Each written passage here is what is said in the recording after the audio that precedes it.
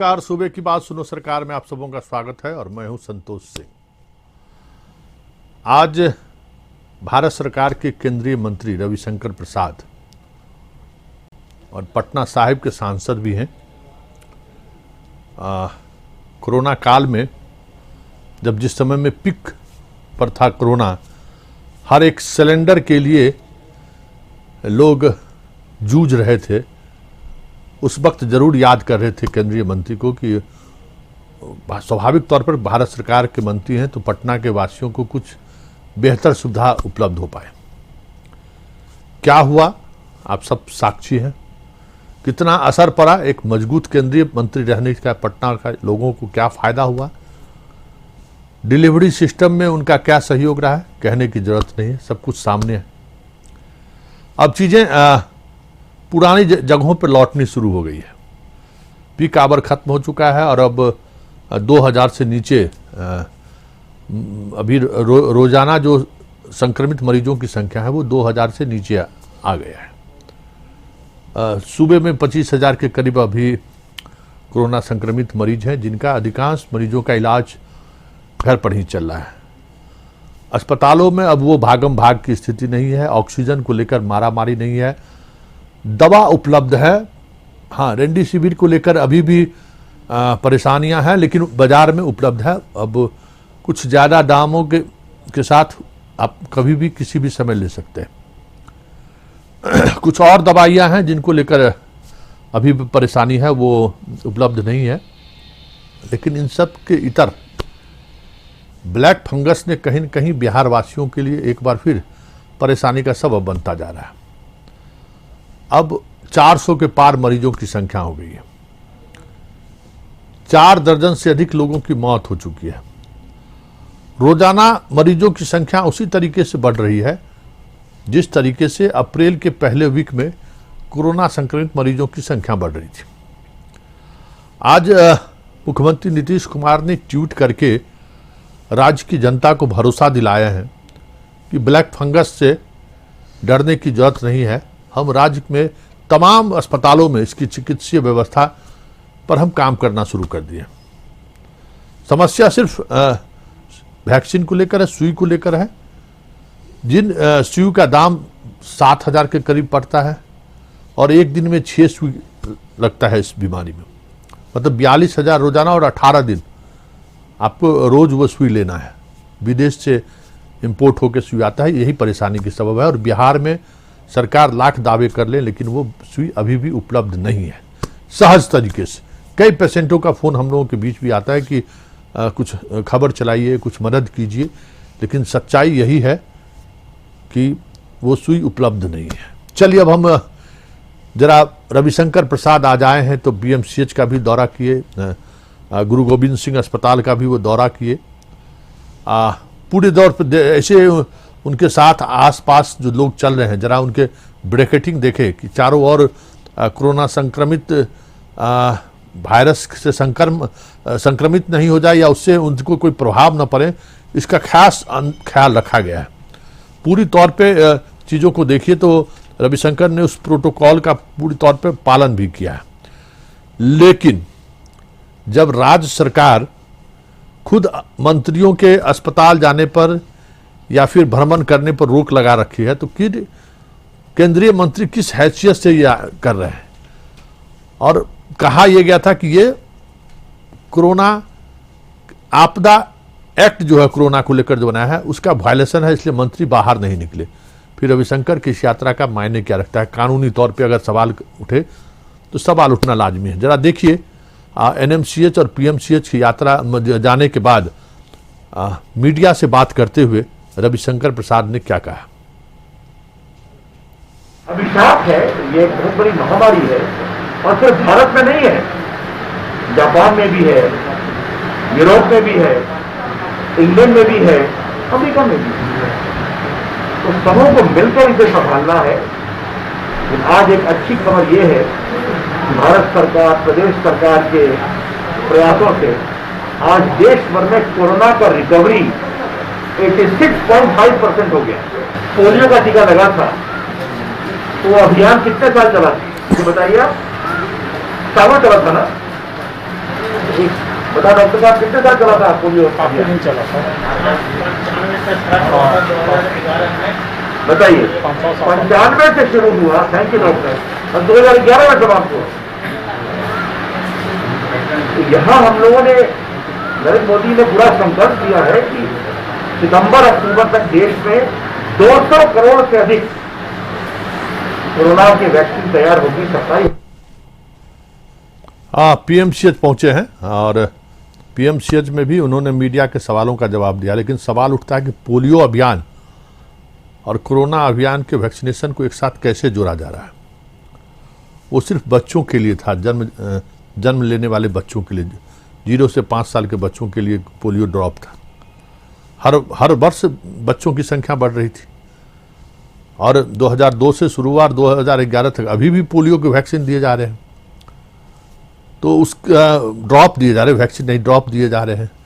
ज़रा देखिए पीएमसीएच पहुंचने के बाद उन्होंने क्या कहा मीडिया से। हालांकि मीडिया के सवालों से यहाँ भी बचते रहे, राहुल गांधी पर भी तंज कसा उन्होंने, लेकिन पीएमसीएच में वार्ड में जाने के बजाय वो सिर्फ यहाँ रहे, कॉलेज के प्रिंसिपल से मुलाकात की, सुपरिटेंडेंट से मुलाकात की।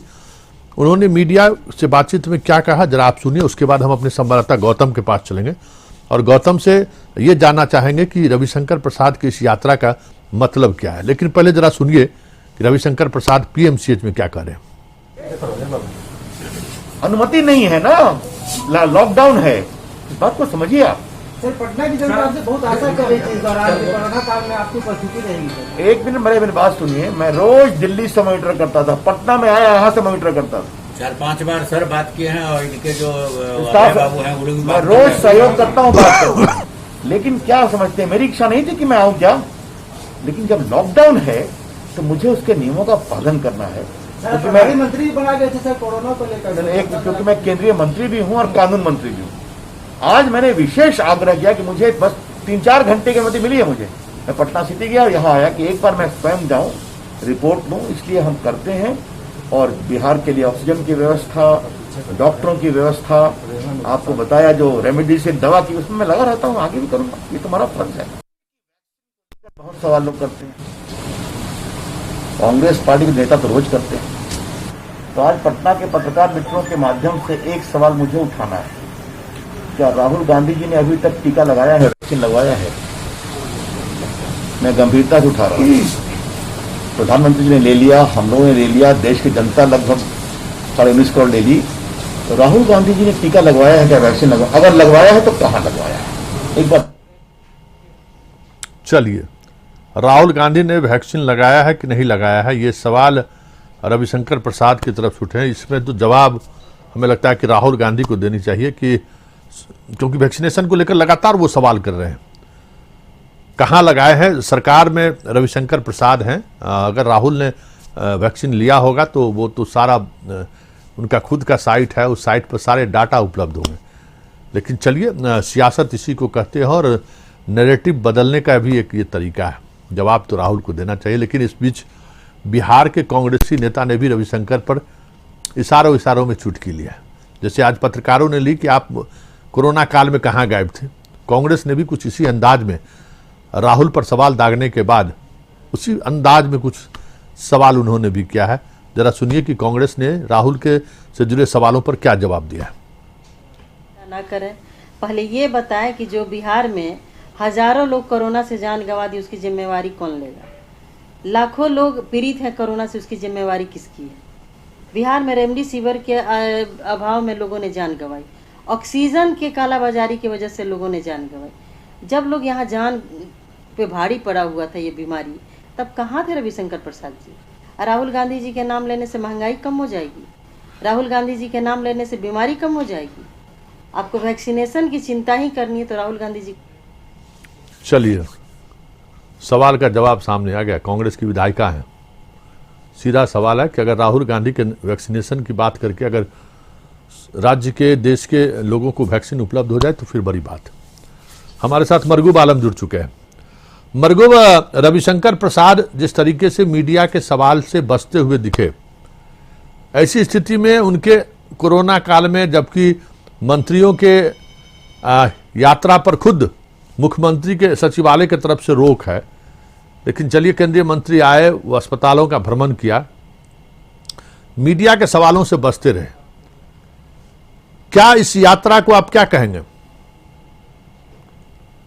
देखिए संतोष जी, बिल्कुल आपको पता होगा पिछले बार जब वो आए थे तो, और जब वो दिल्ली के लिए चले गए थे, इस प्रेस रिलीज आया था हम लोग के पास कि हम वैक्सीनेशन सेंटर और अस्पतालों का दौरा करना चाहते थे, लेकिन पटना के डीएम ने हमें ये कहा कि अभी हालत बहुत पैनिक है, अभी आप ना निकले तो ज्यादा अच्छा होगा क्योंकि संक्रमण बहुत बढ़ा हुआ है। कल उनका प्रोग्राम आया था, कल रात में 8 बजे पहुंचे और आज उनका 2 जगह कार्यक्रम था, गुरु गोविंद सिंह में, दोनों जगह वो गए, दोनों जगह उन्होंने उपलब्धता को देखा और डॉक्टरों के साथ मीटिंग की।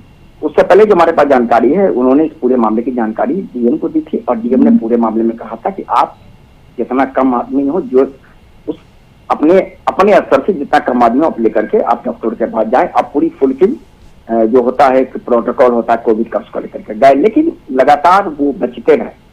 अब हॉस्पिटल का उन्होंने भ्रमण किया और ऑक्सीजन की एबिलिटी को देखा, कितने पेशेंट हैं, क्या जीवन रक्षक दवाइयां हैं नहीं है, इसको इन्होंने केंद्र सरकार की तरफ से जो कुछ आश्वासन दिया कि किसी भी हालत में दवाई की जरूरत पड़े तो आप हमको सीधे कॉल करें, हम उसकी पूर्ति करवाएंगे। तो इसको, लेकिन वो सीधे राहुल गांधी पर उन्होंने कहा कि उन्होंने वैक्सीन क्यों नहीं दिया। देखिए सीधे तौर पर सवाल बहुत वाजिब है कि कोरोना के समय में तो उन्होंने कहा कि हमें डीएम ने दौरा नहीं करने दिया वैक्सीनेशन से, लेकिन अभी जब उनसे पूछा गया तो वो राहुल गांधी पर बाइक देके वो निकल गए। अब उसका भी जवाब आपको पता है, प्रतिमा दास ने दे दिया है कि ठीक है आप ये बताइए कि इतने लोगों ने उसका जिम्मेदार कौन है। तो सियासत है, बिल्कुल आपने सही कहा, सियासत तो ऐसे चलती रहती है, इसका जवाब राहुल गांधी को ही देना चाहिए। लेकिन कहीं ना कहीं आज रविशंकर प्रसाद ने 2 हॉस्पिटल का दौरा किया और दौरा करने के बाद कहीं ना कहीं ये अपने ओर से बताने की कोशिश की जनता के बीच और लोगों के बीच कि हम हैं, आपके साथ खड़े हैं और आप घबराए नहीं और पूरी व्यवस्था केंद्र सरकार राज्य सरकार को सहयोग करिए, ये एक मैसेज देने की कोशिश है। फिलहाल उस मैसेज को जनता कैसे लेगी यह कह पाना मुश्किल है, लेकिन एक मैसेज देने की कोशिश है। चलिए, बहुत बहुत धन्यवाद। हमारे साथ मरगूब आलम जुड़े हुए। अब लेकिन राज्य के अलग अलग अस्पतालों का हाल हम दिखाते हैं। स्वाभाविक तौर पे जब अस्पतालों का दौरा केंद्रीय मंत्री कर रहे थे तो इस तरह के सवाल उठने लाजमी है कि हम किस विकास मॉडल के सहारे इस डेमोक्रेसी को आगे बढ़ाना चाह रहे हैं, क्योंकि अब डेमोक्रेसी पर ही सवाल खड़े होने लगे कि आखिर इस डेमोक्रेसी में 70 साल बाद, 74 साल बाद हम इस देश की जनता को क्या दे रहे हैं। क्या जनता की जिम्मेवारी सिर्फ एक भेड़ चाल की तरह मतदान केंद्रों पर जाकर चरवाहा को चुनने का अधिकार ही है बस, कि भेड़िया की तरह, भेड़ की तरह आप जाएं, लाइन में लगें, वोट डालें और चरवाहा को चुनकर आप चले आए। इतना ही तो लोकतंत्र नहीं है। अब ये डीएमसीएच का नज़ारा आप देखिए, क्या नज़ारा है। आईसीयू में पानी घुस गया है, कुत्ता दौड़ रहा है। कौन जिम्मेवार है इसके लिए? थोड़ी बारिश नहीं हुई और जलमग्न। आईसीयू में जहां इंटेंसिव केयर यूनिट, वहां पानी घुस जाए, वहां मरीजों को अपनी जान सासत में जो भी क्रिटिकल मरीज होते हैं उनको आईसीयू में भर्ती किया जाता है, और वहां अगर छत से पानी टपकना शुरू हो जाए तो क्या ये डेमोक्रेसी के कौन सा ये उदाहरण हो सकता है डेवलपमेंट? किसी की जिम्मेवारी तो होगी ना कि आप प्रधानमंत्री बनिए, आप मुख्यमंत्री बनिए, आप चीफ सेक्रेटरी बनिए, आप डीएम बनिए, एसडीओ बनिए, आप इंजीनियर रहिए, किसकी जिम्मेवारी, किस पर जिम्मेवारी तय होगा कि 20 वर्ष भी नहीं हुआ है इन अस्पतालों का और उसके बाद छत से पानी टपक रहा है, वो भी आईसीयू में। तो जरा सुनिए अस्पताल के डॉक्टर, कर्मचारी और मरीज क्या कर रहे हैं, मरीज के परिजन, जरा आप भी सुनिए। फर्श पाया जाता है, देखिए रहे हैं आपके सामने। खिड़कियों की हालत है, खिड़की की क्या हालत रहेगी? आंधी तूफान में एकदम सरासर हवा आना जाना एकदम लगा हुआ है। कंस्ट्रक्शन के मामले में हम पुअर हैं, लेकिन ट्रीटमेंट के मामले में पुअर नहीं है। सब लोग अलर्ट रहते हैं, उसमें पेशेंट बचते भी हैं, सब कुछ है। ट्रीटमेंट पोर्शन हमारा सही है और जहाँ तक कंस्ट्रक्शन उस पर हम देखते हैं हर चीज पर, एसी हो, अगर ठंडी हवा आ रही है उसको हम देखते हैं। ये इसी डीएमसीएच के छात्र रहे हैं, अभी प्रिंसिपल हैं, सुपरिटेंडेंट है। किस हैसियत से ये बात करें कि इलाज के क्षेत्र में इलाज कैसे, आप आईसीयू में पानी घुस गया है तो उसमें इलाज आप कैसे करिएगा? आपका स्टाफ डरा हुआ है, आपका डॉक्टर डर रहे हैं, ऐसी स्थिति में कैसे इलाज होगी? चलिए हम आपको सहरसा ले चलते हैं। सहरसा सदर अस्पताल को जरा देखिए। जिसने भी बनाया हो, जिसने भी उस जगह के चयन की स्वीकृति दी हो, उस पर कार्रवाई होनी चाहिए कि नहीं? हल्की बारिश हुई और पूरा अस्पताल परिसर पानी में डूब गया। मरीज के परिजनों को देखिए, महिलाओं को देखिए कि साड़ी उठाकर चलना पड़ रहा है। मरीज के परिजनों का हाल देखिए, पूरे परिसर में पानी लगा हुआ है। मतलब आप देखिए, ये डेवलपमेंट का मॉडल है, अपने आज़ादी के बाद का ये मॉडल है। कोई जिम्मेवारी नहीं है। अंग्रेज जमाने के रेलवे स्टेशन को आप जरा देखिए, पुराने रेलवे स्टेशन को, हर जगह आपको समुद्र तल से कितने ऊंचाई पर रेलवे प्लेटफॉर्म है वो लिखा हुआ है। मतलब वो इस तरीके के पैमाने को लेकर वो निर्माण कार्य करते हैं। लेकिन हमारे यहाँ ये कुछ नहीं है। अब जरा कटिहार का भी हाल देख लीजिए। कटिहार सदर अस्पताल का क्या इस हाल है, किस तरीके से पानी घुस रहा है। लेकिन उससे पहले जरा कटिहार के उस अस्पताल को चलाने से पहले हम चाहेंगे कि सहरसा के अस्पतालों को लेकर जो लोगों की राय है, अस्पताल कर्मी की राय है, जरा आप भी सुन लीजिए। तब फिर हम कटिहार के एक ऐसे अस्पताल से को भी हम आपको दिखाएंगे जिसको लेकर आज जीतन राम मांझी ने कुछ ट्वीट किया है। पूरी तरह से जलमग्न है, आने जाने में सभी को दिक्कतें हो रहा है। इमरजेंसी भी पानी में पूरा डूबा हुआ है।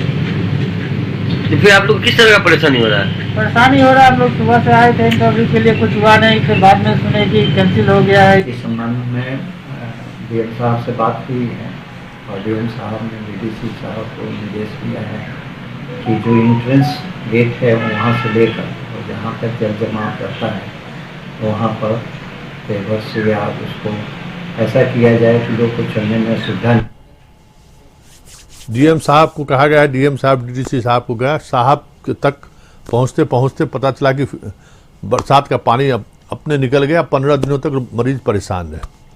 चलिए हम कटिहार के एक पीएचसी को दिखाते हैं। आज जिस पीएचसी को लेकर जीतन राम मांझी ने पहले तो ट्वीट के सहारे नीतीश को बधाई दी है कि आप कोरोना से बाहर निकाल दिए, लेकिन राज्य में जो पीएचसी अस्पताल है उसकी स्थिति काफी बुरी है, उसमें सुधार करिए। दोनों साथ साथ दोनों बात उन्होंने कह दी है। देखिए पीएचसी अस्पताल में मकई रखा हुआ है, गाय भैंस बांधी हुई है। जरा देखिए, आप तस्वीर देखिए कि ये पीएचसी अस्पताल है। सरकार के निर्माण कार्यों के टेंडर को अगर देखिए तो कम से कम अगर लागत लगी होगी तो 20 लाख 30 लाख में ये अस्पताल जरूर बना होगा। उतना कम से कम लग गया होगा। और उसमें हो क्या रहा है, मकई देखिए, मकई लोग पसारे हुए, मकई रखे हुए हैं। ये सिचुएशन है। तो बिल्डिंग बनाने में ये सरकार रिकॉर्ड तोड़ देगा। आप भी कोई इस तरह से बिल्डिंग बनाने वाला काम को लेकर या इंफ्रास्ट्रक्चर डेवलपमेंट को लेकर आप अगर जाएं सरकार के पास, उसको सहस्र वो स्वीकार करते हैं। 15 वर्षों में ये इंफ्रास्ट्रक्चर का ही काम हुआ है। और हर इंफ्रास्ट्रक्चर को आप देखिएगा तो वो 2 साल 3 साल बाद उसकी गड़बड़ियां सामने आने लगती है।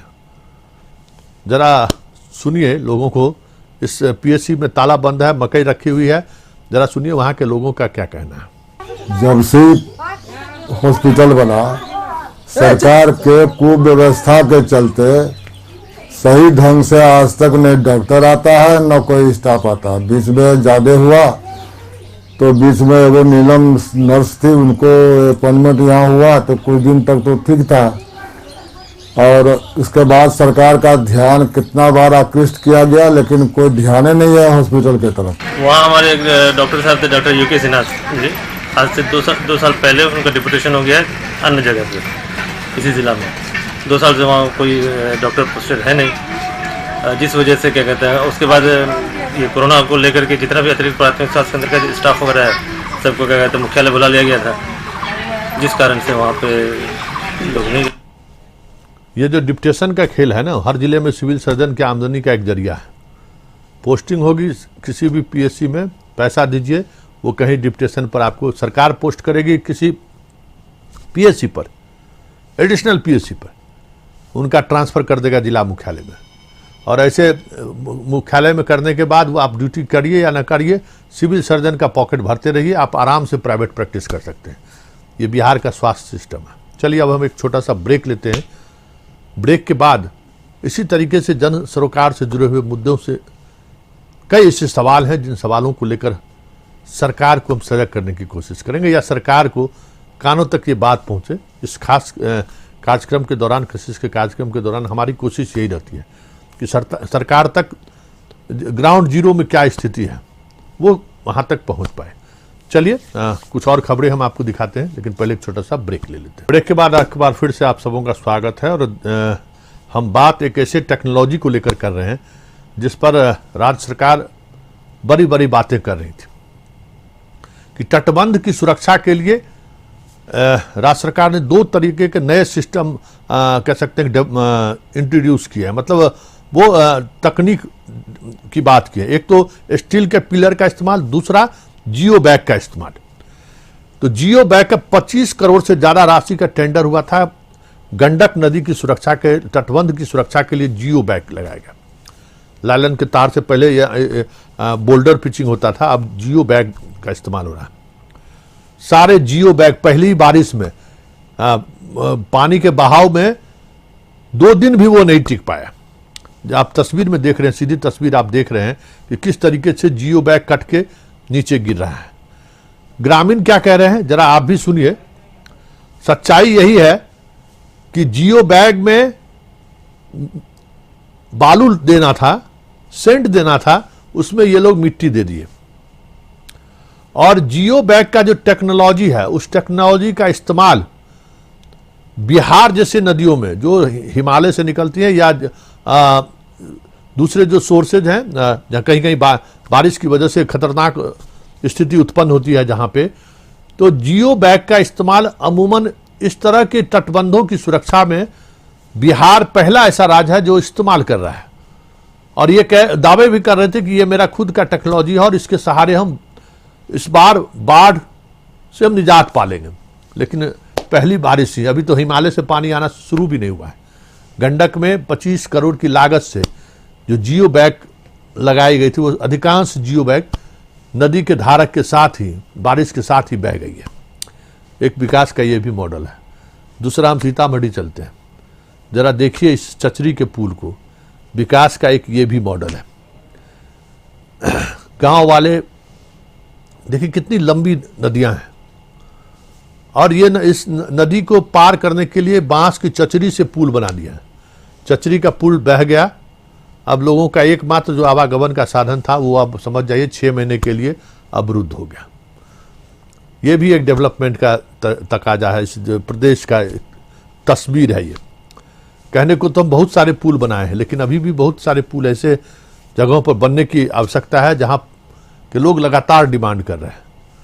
अब आप तस्वीर आप देख रहे हैं कि किस तरीके से पुल जो गांव के लोग ने बनाया, लेकिन तेज धार लगातार जो बारिश हुई है इसके कारण सीतामढ़ी में जो अधवारा समूह की नदियां बहती हैं उसमें पानी का वेग अचानक बढ़ा है और जो गांव के द्वारा जो निर्मित पुल था, बांस का पुल, वो ध्वस्त हो गया है।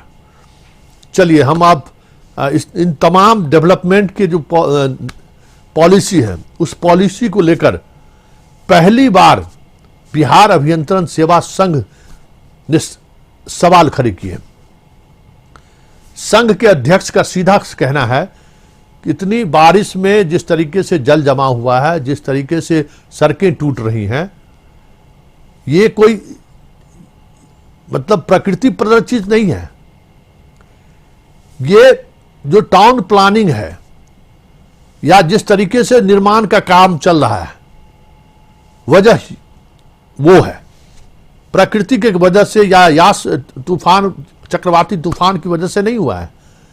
टाउन प्लानिंग और जो निर्माण कार्य की जो शैली रही है उस वजह से, क्योंकि लगातार हम लोग 2 दिनों से इंजीनियर पर सीधा अटैक कर रहे थे कि ये जिम्मेवारी तो तय होनी चाहिए। तो इंजीनियर एसोसिएशन की तरफ से एक बड़ा बयान आया, जरा आप भी सुनिए क्या कह रहे हैं। इसका मूल कारण जलवायु परिवर्तन नहीं है, बल्कि इसका मूल कारण दोषपूर्ण शहरी योजना एवं ड्रेनेज तथा सीवरेज सिस्टम के निर्माण एवं प्रबंधन की कमान ऐसे अदृश्य शक्तियों के हाथों में होना है जिन्हें इस क्षेत्र की विशेषज्ञता हासिल नहीं है। दुर्भाग्यवश औपनिवेशिक शासनकाल में जिस नीति के तहत शहरीकरण को बढ़ावा दिया गया, आज भी उसी नीति को हम लोग फॉलो कर रहे हैं।